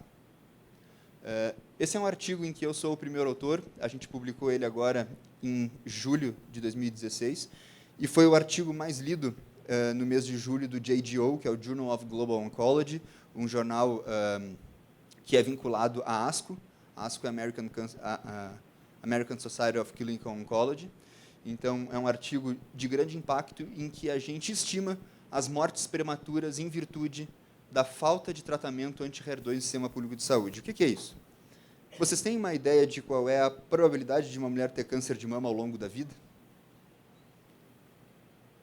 É muito alta, são 12%. Então, 12% das mulheres vão ter o diagnóstico de câncer de mama ao longo da vida, o que é uma estatística, eu sei, próximo do desesperador, especialmente considerando a grande quantidade de mulheres que temos aqui, né? 20% desses tumores, ou seja, uma contingente muito grande dessas mulheres, vão ter um subtipo especial de câncer de mama, que é o câncer de mama HER2 positivo. Esse câncer de mama ele tem um comportamento mais agressivo exatamente por essa via molecular que é a via do HER2. Em 1987, é publicado na Science, que é uma das principais revistas científicas no mundo, que se descobriu que o tumor que superexpressava o tumor que superexpressava essa proteína ia pior.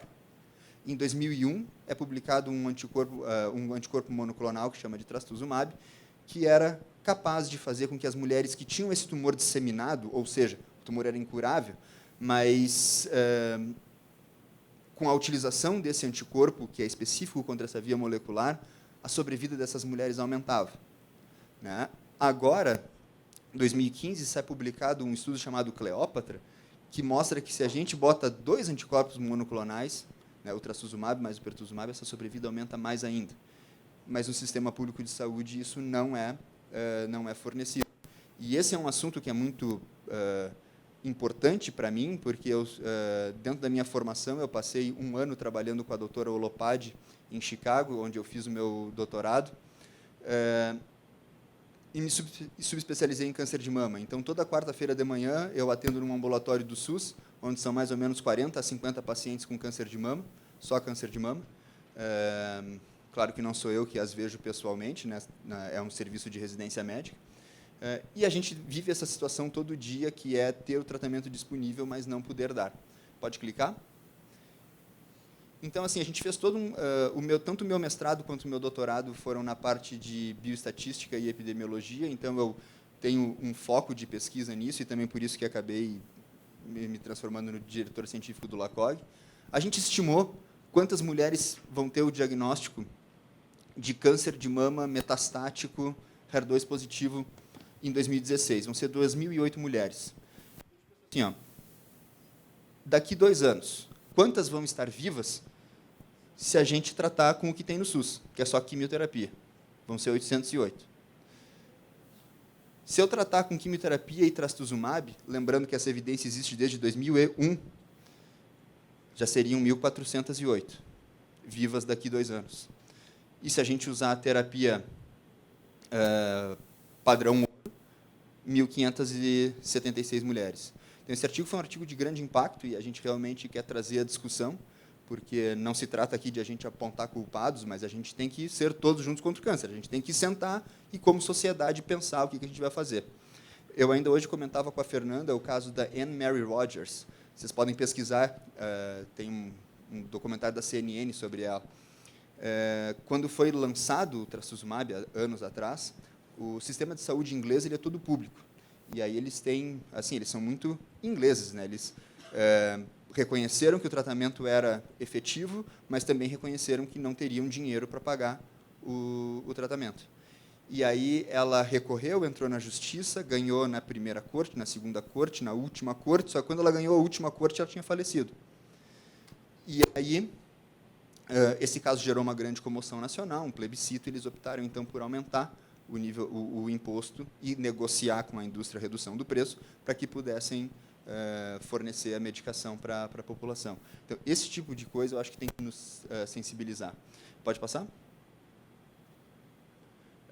Aqui eu trago os tempos regulatórios da pesquisa no mundo. Quando eu falo tempo regulatório, eu estou falando de todo o processo, que é a gente aqui tem o comitê de ética das instituições. O comitê de ética aprova a pesquisa, mas a pesquisa ainda não pode acontecer, ela tem que ir para a CONEP, quando é uma pesquisa que envolva seres humanos, ensaios clínicos fase 3, e depois ainda tem a questão da importação da droga. Esse é o tempo regulatório que eu me refiro. E o nosso tempo regulatório, como vocês podem ver, ele é bastante pior em relação ao mundo. Isso está melhorando, né? Felizmente, e ainda precisamos melhorar mais. O cenário de perder estudos, porque quando, assim, o estudo começa no mundo inteiro, né? Só que o nosso tempo regulatório demorava tanto que o estudo terminava no mundo e a gente estava recém-aprovando e acabou o estudo. Isso está melhorando e temos que seguir melhorando cada vez mais nosso processo regulatório para que isso não aconteça. Pode passar? Consequentemente, isso se reflete no número de estudos abertos nas diferentes regiões. A gente vê que a nossa região aqui, América Latina, é muito menor o número de estudos em relação ao resto. Pode passar? Esse aqui são dados que eu trago e o objetivo disso aqui é realmente nos desafiar, a gente pensar um pouco sobre isso, porque aqui tem uma mensagem que eu acho que tem tudo a ver com o que a gente está fazendo aqui nesse congresso, que a gente vê que a expectativa de vida é maior, né? Estados Unidos, Canadá, Europa Ocidental, Austrália. Pode passar? Que são exatamente os mesmos locais onde a gente tem mais pesquisa e maior desenvolvimento. Então, que a gente consiga, com essa nossa discussão, né, iluminar um pouco mais essa região aqui, que é onde a gente mora, que é a nossa realidade. Muito obrigado.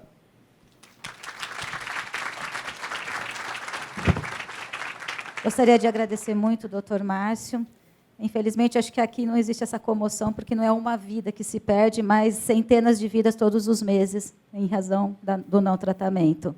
Agora, quem vai falar também é a doutora Fernanda. Por favor. Boa tarde, eu estou aqui, não sou médica, acho que vou ficar nesse cantinho aqui, ou vou naquele cantinho lá. Não sou médica, não sou da agência de regulação, não sou da indústria farmacêutica, eu sou uma ex-paciente de doença rara e grave, e tive uma remissão, e, a partir da minha remissão, eu passei a ser voluntária nos Estados Unidos, da American Society, porque pacientes com câncer vieram me procurar. E, a partir desta busca, dessa procura, eu achei que eu tinha uma missão, que era ajudar os pacientes com câncer. Então, solta o vídeo, por favor. A cura para a saudade é o encontro. A cura para a idade é o amor. A cura para o silêncio é a música. A cura para a solidão é a amizade. A cura para a fome é o alimento. A cura para lágrimas é o sorriso. A cura para a queda é o aprendizado. A cura para o problema é a solução. A cura para o câncer é a pesquisa. Todos os anos, mais de 8 milhões de pessoas perdem a vida por conta do câncer. São pais, mães, filhos, tios, irmãos, avós e amigos. Ajude o Projeto Cura a realizar pesquisa sobre o câncer, porque para um resultado efetivo global, a pesquisa precisa ser mundial. Salve vidas. Ajude.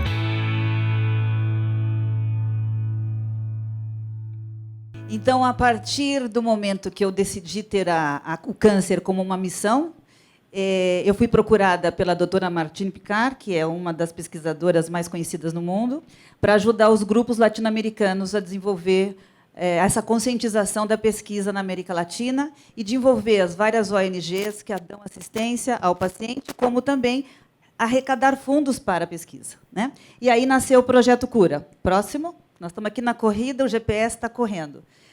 LACOG, vocês já ouviram a apresentação do Márcio. Próximo. Como funciona o Projeto Cura? Então, o Projeto Cura tem, na sua ação principal, através da música, da arte, do design, esportes e eventos, fazer várias ações para arrecadação de fundos. Nós precisamos do apoio da classe médica, da imprensa, de empresas, celebridades, sociedade civil. Próximo.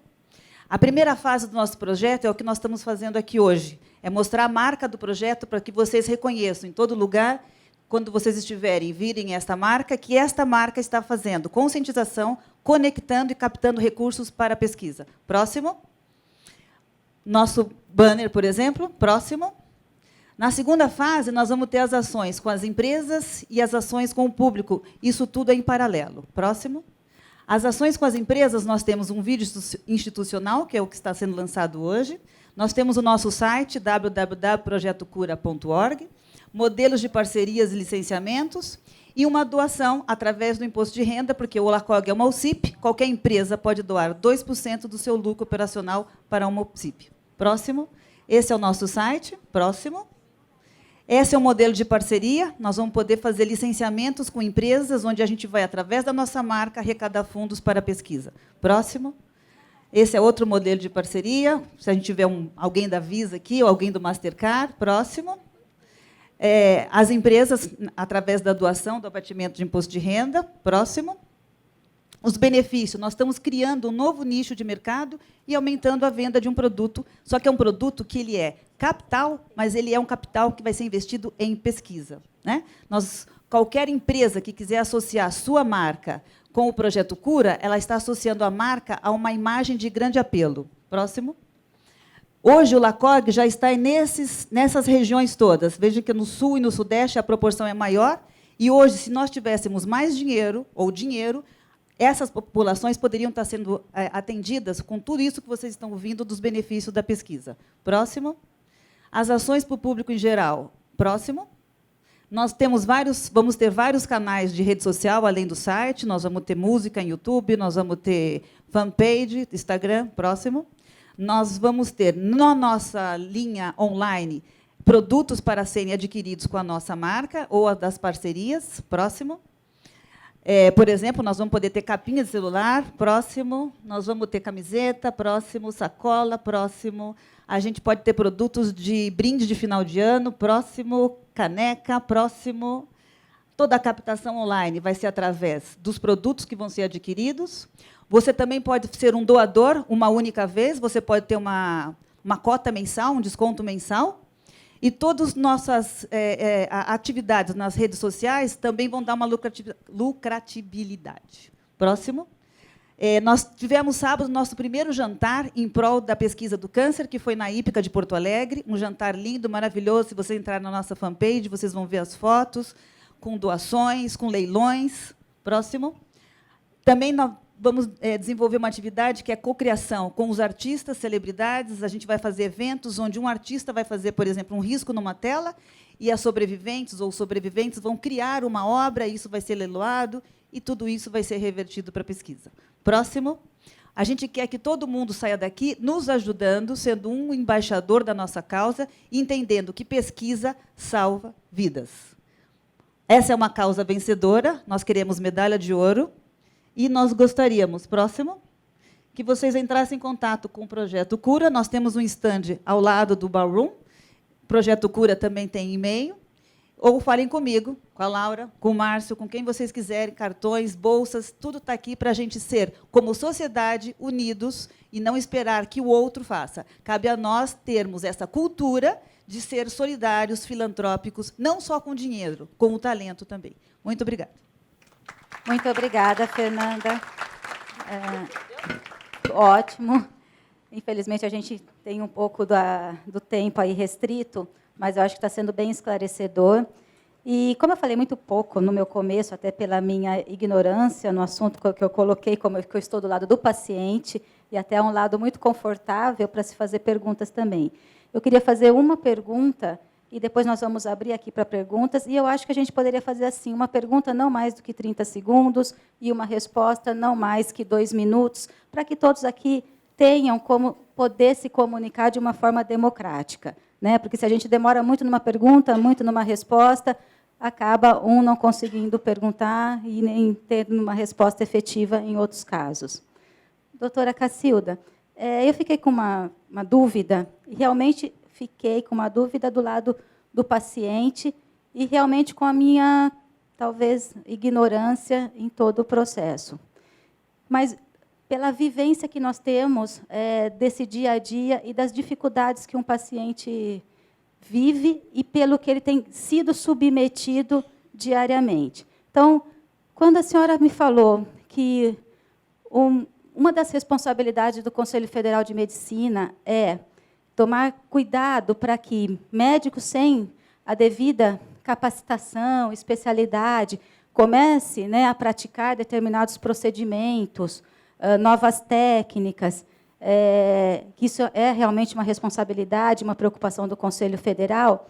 Eu gostaria de saber qual que é a posição do Conselho Federal, pelo que nós estamos vendo, que está se tornando uma prática, onde médicos estão sendo peritos em perícias judiciais, envolvendo tratamentos prescritos por médicos especialistas em doenças raras, profundo conhecedores na matéria, e esses pacientes estão sendo submetidos a uma perícia por um médico que nunca atendeu um paciente com aquela doença, um médico que não tem nenhuma especialidade no assunto, e, muitas vezes, dando um laudo totalmente contrário a um médico especialista, profundo conhecedor no assunto, e, muitas vezes, condenando esse paciente à morte.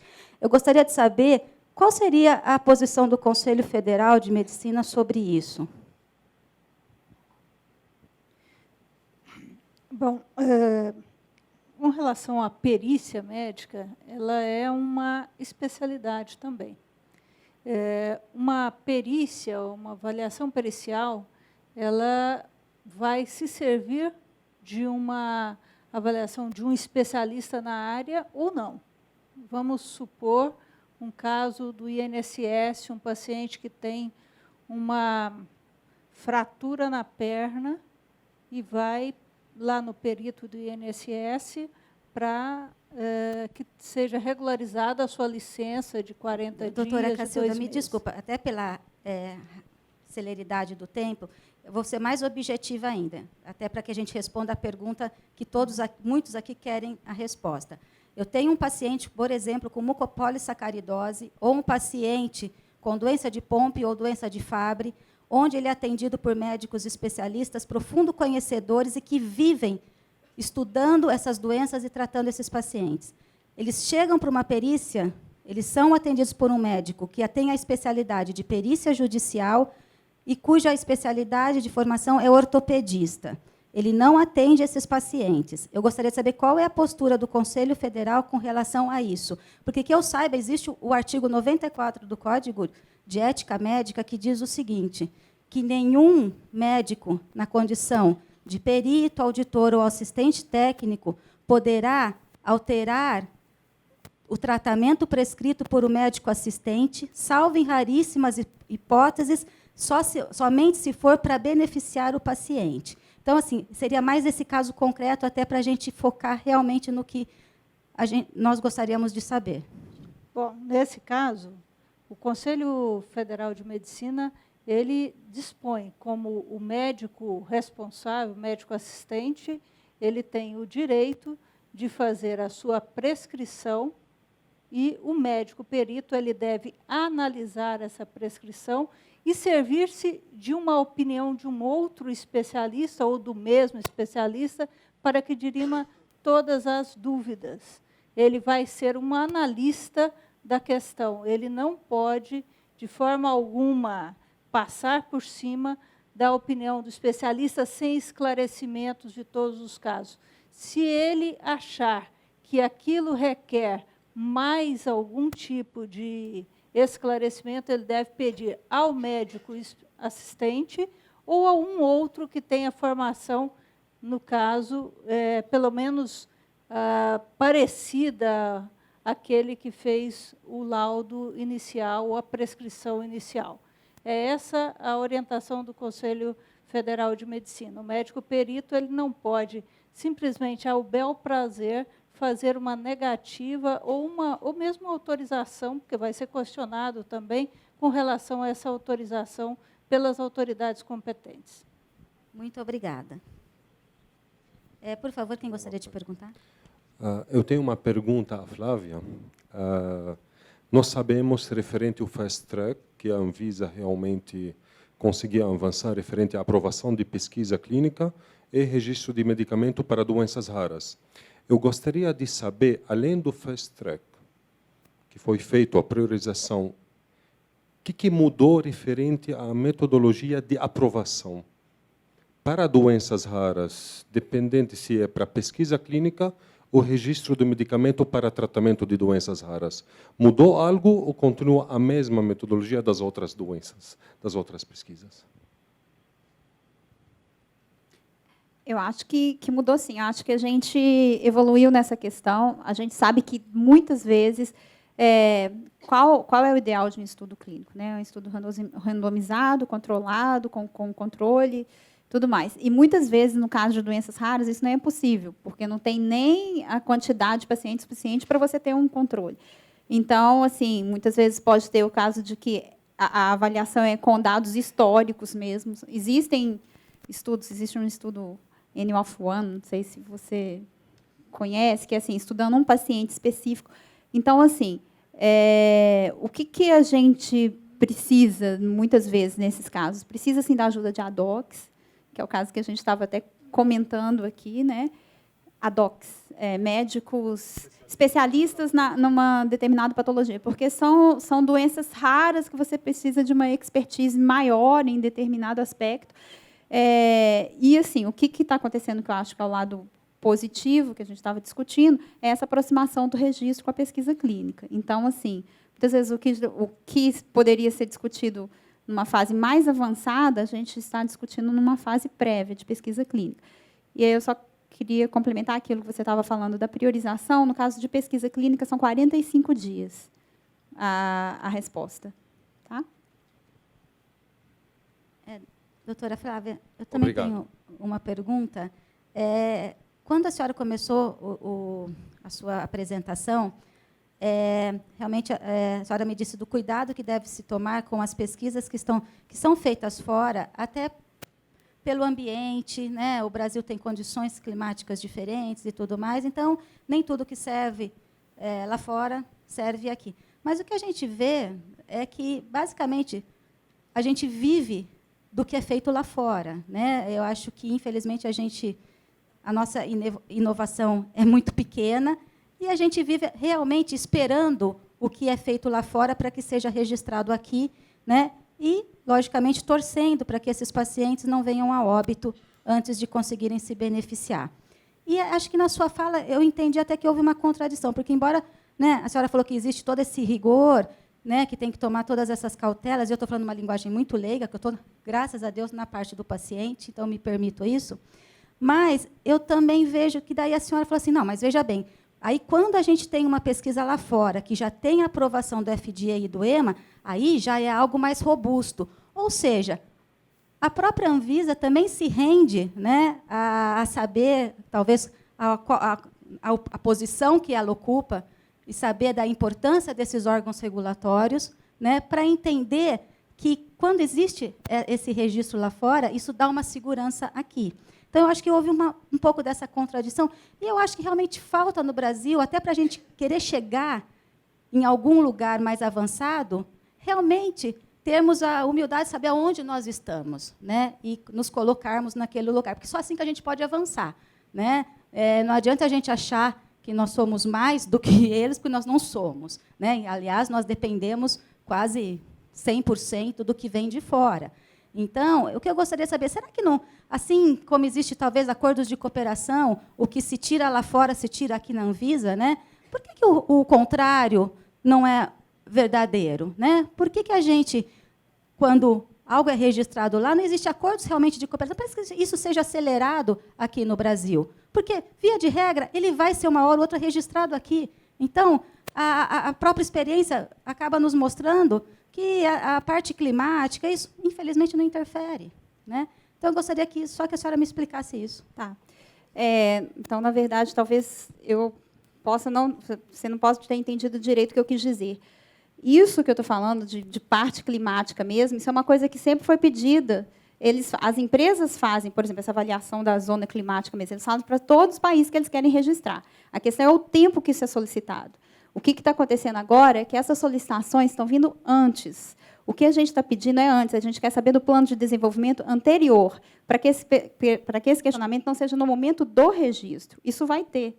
Isso vai ter esse questionamento. O que não se pedia antes na pesquisa clínica, se pedia no momento do registro, o que atrasa mais o processo, o que é a zona climática, que todo mundo... Na verdade, assim, isso é um processo que todas as empresas já fazem, assim, não é só para o Brasil, é para outras partes do mundo também.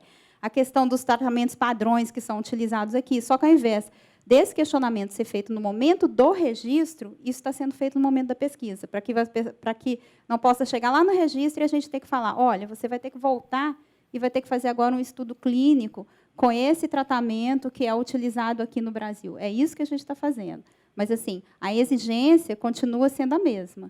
E a questão que eu falei do FDA e do EMA, de render às agências, na verdade, até a priorização, não, até a questão dos prazos estabelecidos, o que a gente observou? Tanto que a gente tem os prazos de 90 e 180 dias.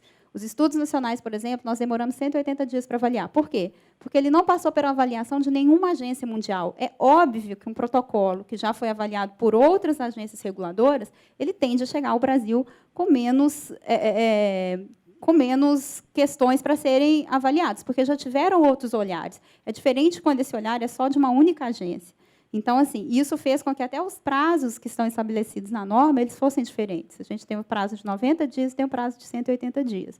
Mas, assim, a gente tem que ver as particularidades de cada país. E, assim, não é um caso específico de discutir aqui, mas a vacina da dengue mesmo foi uma das coisas que aconteceu, que não era de interesse dos Estados Unidos, não é do interesse da Europa, e que a gente realmente teve que se debruçar num cenário que era de interesse de países em desenvolvimento. E que o Brasil participou, assim, efetivamente de discussões com a OMS e tudo mais, que ele foi um país importante nesse processo dessa vacina. Muito obrigada. Porque eu gostaria também de abrir ao público, acho que a gente pode tentar responder em torno de 4 ou 5 perguntas, né? Teria alguém que gostaria... Tem alguém?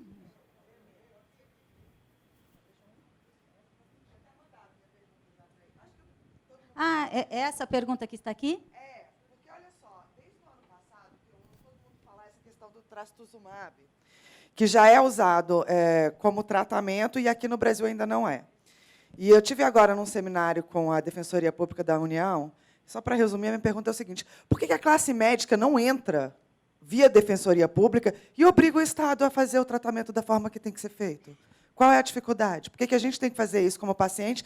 E vocês, enquanto classe médica, que vão ter muito mais subsídio que a gente, não entram na justiça e não falam, pronto, agora vocês têm que dar. Acabou. Não pode ser. A gente entra. A gente entra. Ação coletiva, obrigando o Estado a dar para toda a população? Ação coletiva não, entra individualmente, né? No paciente. Aí eu estou te falando, Sim. paciente a paciente. Por que não entra como classe médica, uma ação coletiva para toda a população? Vocês podem fazer isso. Eu É, acho que ação aí coletiva entra é para o projeto incorporação. Cura. Eu acho que o projeto Cura ele tem essa função também. Quando eu falei de capacitar, de conectar, é a gente poder estar vendo o que a gente pode estar oferecendo para essas várias ONGs, para esses vários pacientes, já que nós temos a estrutura de uma equipe de pesquisa por trás. Nós vamos conversar.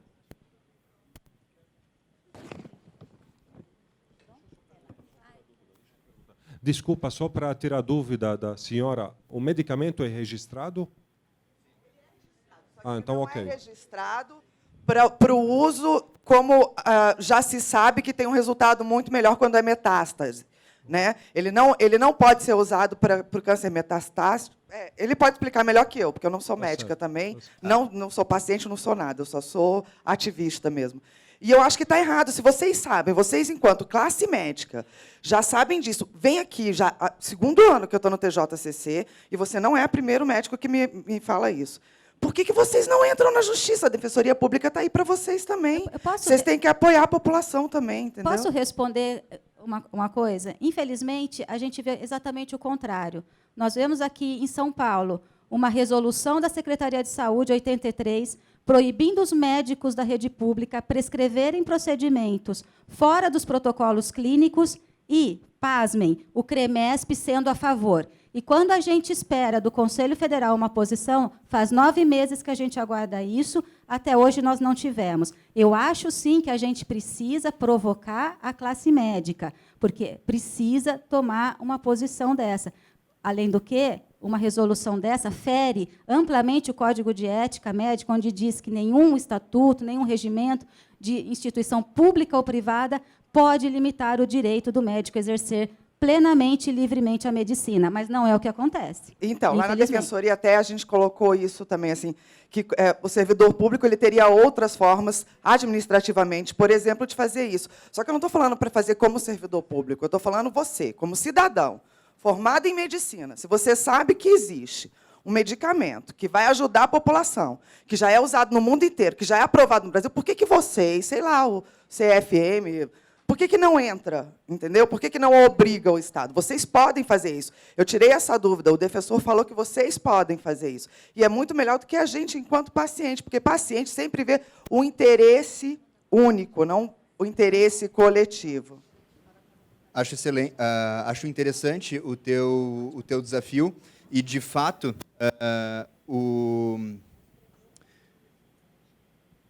a gente faz isso paciente a paciente. A contrapartida existe uma regulação nacional e essa regulação, por exemplo, a Anvisa aprova o medicamento, a ANS diz que o medicamento tem que ser fornecido para o convênio, né? E as diretrizes do SUS falam o contrário, né? Falam textualmente o contrário. Como médico, em princípio, eu não poderia, e não posso, pegar no meu hospital SUS e prescrever. Eu estaria indo contra aquilo que um órgão superior... Exatamente. Então, paciente a paciente, né, a gente faz isso. Me parece bastante interessante essa tua colocação.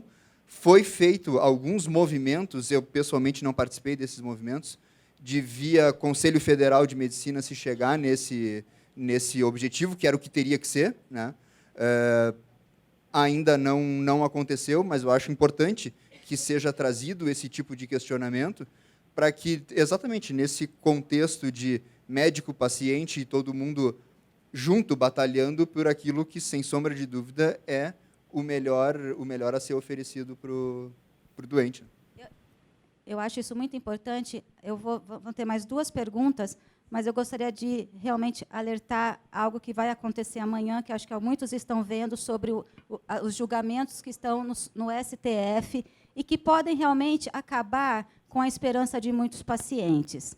Então, eu faço um apelo a todos aqui, entendeu? Para que existe uma petição que está sendo votada. Eu peço para que vocês votem, para que vocês passem, né? Deixa eu até passar novamente o endereço para vocês. É no change.org/Minha Vida Não Tem Preço. É isso, né? Então, por favor, gente, votem, porque o que eles estão querendo decidir lá simplesmente vai sentenciar à morte muitos pacientes. Infelizmente, se a gente ficar dependendo da burocracia, de registros na Anvisa, não tem como esperar para tratar muitas pessoas. Então, eu peço a todos que votem. Amanhã nós estaremos também em Brasília, e isso é muito importante, até para que a gente possa, todos os anos, estar aqui e ter esperança nas nossas discussões. Entendeu? Então, isso realmente é muito importante. Nós tivemos uma carta aberta, nós já fizemos uma, e agora nós recebemos, hoje, uma carta aberta da Sociedade Brasileira de Genética Médica e que nós estamos encaminhando para todos os ministros. Foi um posicionamento maravilhoso. Eu queria que esse posicionamento também tivesse vindo do Conselho Federal de Medicina. Foi uma carta que realmente colocou todo o problema que os pacientes podem vivenciar. Isso é muito importante. Isso está sendo divulgado nas redes sociais e devem ser divulgados por todos vocês. Foi um posicionamento brilhante da doutora Carolina Fischinger, que é a presidente da sociedade, e realmente talvez possa ajudar a gente a mudar o curso dessa história. E nós estamos tentando, mas a gente pede o apoio de todos vocês. Eu gostaria de pedir para a senhora também encaminhar a tua proposta para a Câmara Técnica de Doenças Raras no Conselho Federal de Medicina, que eu também sou membro. E a gente realmente vamos discutir isso na próxima reunião de dia 4, vamos colocar na pauta. Isso é primordial, realmente, eu acredito que todos nós temos esse dever. Tá? Muito obrigado.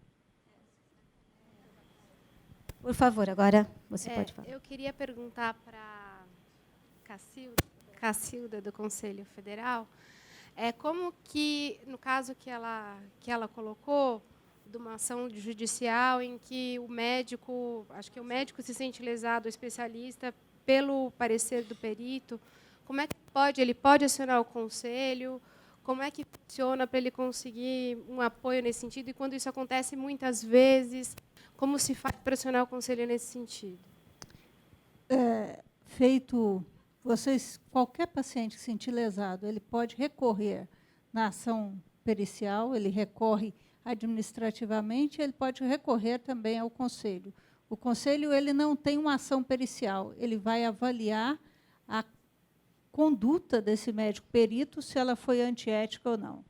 Do ponto de vista da ação pericial em si, em relação à questão administrativa, né, se deu entrada do Ministério Público, isso é um trâmite direto. Eu não concordei, isso está fora. Eu, por exemplo, trabalho com transplante de fígado e nós temos uma medicação imunossupressora que, apesar de ser liberada para transplante de rim, não é liberado para transplante de fígado, embora já tenha inúmeras evidências que pode ser usado para transplante de fígado em algumas situações. Nesse caso, a gente faz os relatórios para o paciente, ele vai lá, tem a recusa do serviço público de fazer essa disponibilização da medicação. O que é feito mediante o Ministério Público?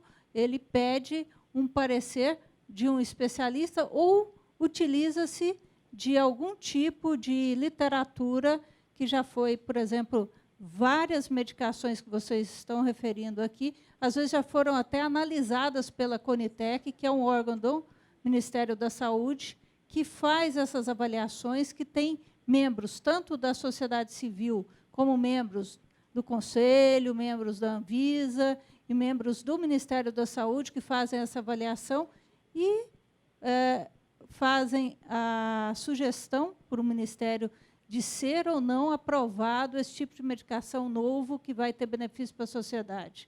E aí vem a questão econômica do Ministério, que não é uma questão que é relacionada aí a cada um de nós individualmente.